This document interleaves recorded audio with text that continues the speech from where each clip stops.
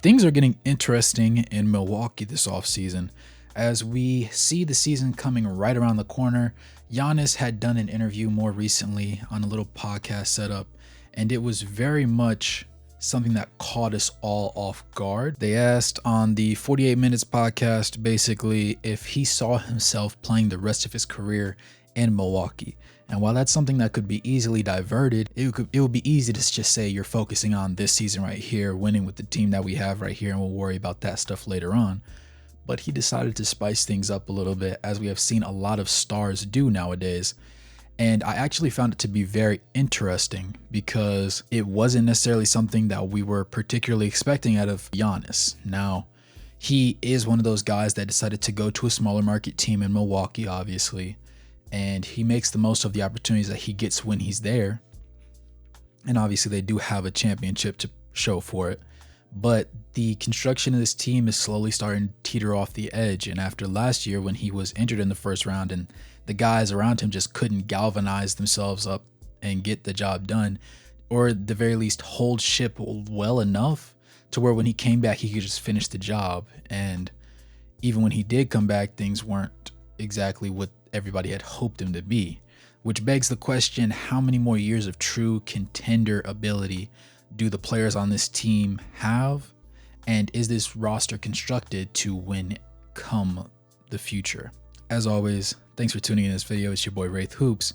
Make sure to like this video, helps with the algorithm and pushes it out to more people. Subscribe if you're into NBA content and you want some more. Turn on those post notifications and comment your thoughts down below. Now, on the podcast, Giannis said in response to this question about his future intent on staying with Milwaukee, he said that at the end of the day, I am a winner. I want to be a winner. Contracts, fame, status, comfort zone does not matter to me. What matters at the end of the day is that thing right there. And he pointed to the Larry O'Brien trophy that was behind him. He then proceeded to say, that's what matters. And I don't want to be able to get stuck in this lifetime and keep on talking about the same story. Oh, we went to a game 6 in the NBA finals. We won. We were down 0-2. We came back. We won 4 games. He's tired of hearing that same story over and over again, which is completely understandable in his defense. It was a little bit interesting to see that he was just so forward in public and felt so comfortable just to go ahead and throw out there that he doesn't really plan on staying in Milwaukee if they can't win. But some people had suggestions and thoughts of this process in the past. Looking at them from a roster construction standpoint, things aren't the best looking, but it's one of those things where you just have to accept what you have and roll with it as it goes. They're kind of locked in as far as contracts are. They don't have the draft picks to just sit there and send other places. For the most part, I don't recall them having anybody else's picks that are of any particular value, to be honest, and their own assets pick-wise, since they're always in the playoffs and a high seed at that, just aren't worth that very much. With that being said, the majority of their starting lineup just isn't quite what people would expect them to be. Now, obviously, you do have Jrue Holiday, but Jrue Holiday has taken a step back. He always seems to regress in the playoffs when it comes to his offensive game, and defensively, he's not the proud and extremely aggressive player that we're accustomed to really just seeing him play like, and age is slowly catching up to him. Grayson Allen is starting at the shooting guard spot, and he is actually younger than Giannis, but he's not as significant enough of a piece to really keep Giannis there. Chris Middleton, while being slightly older than Giannis, has been dealing with a lot of injuries lately. And the biggest thing for him is going to be, as he starts pushing further into his 30s, really just how much does he have left in the tank? Because we look at players like LeBron that make us forget that Father Time stops for no man. And then you look at other people like your Stephen Curry's, who have had a myriad of like ankle injuries, but still plays at an all NBA caliber level. And Chris Middleton honestly has been a very efficient 2A kind of guy for them, and he has played his role in times, but he's never really relied on athleticism for his game. And considering that he keeps dealing with injuries year in and year out, it's just not putting him in a good headspace as far as how much he's going to have left to contribute in these coming years. Obviously, with Giannis at the power forward spot, that means Brook Lopez is at the center spot.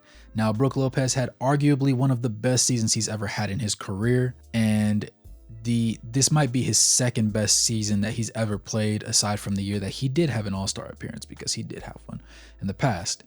Honestly, it comes down to which playstyle of Brook you prefer, because the Brook at the beginning of his career and the Brook right now are two entirely different people. And obviously his shooting touch just shows how great he is on this side of the floor. Off the bench, they do have Bobby Portis, Jay Crowder, Pat Connaughton, Malik Beasley, and AJ Green, amongst other pieces. But really, is Bobby Portis going to be that guy that just makes a drastic upgrade should Brook Lopez regress? Because Brook Lopez is in his mid-30s now, so he doesn't have that much time left in the league. I would give him probably 3 years. And honestly, if you saw him regress after this upcoming season to a barely playable version of himself, it wouldn't be the most surprising thing, because he's just, quite frankly, at that age, and as a 7-footer, that is within expectations. Understanding that, though, you have to give them the benefit of the doubt and assume that they're going to try and make some move.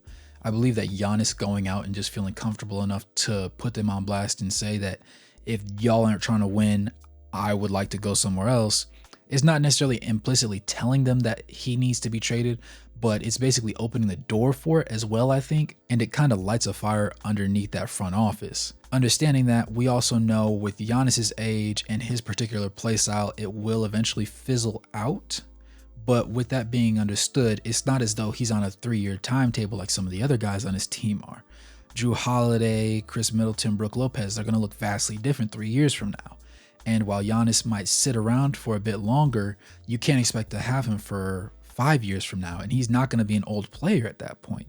Even by NBA standards, you could say he might be reaching the end of his prime, perhaps, but he's still going to be a phenomenal athlete considering just his body of work altogether. And considering the fact that when he does play and when he is healthy, he has the ability to be a terror on defense and a nearly unstoppable player on the offensive side of the ball.